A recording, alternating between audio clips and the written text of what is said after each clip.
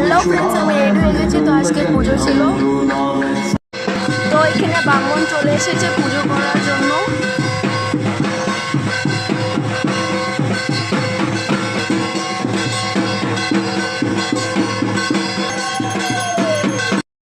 এখানে আমার মাসি ঢাক বাজাচ্ছিল।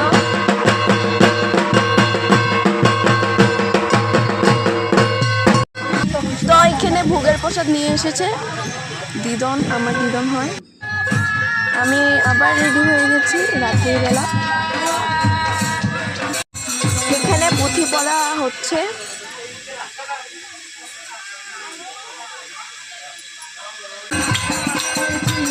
এখানে অল্প ডান্স চলছে।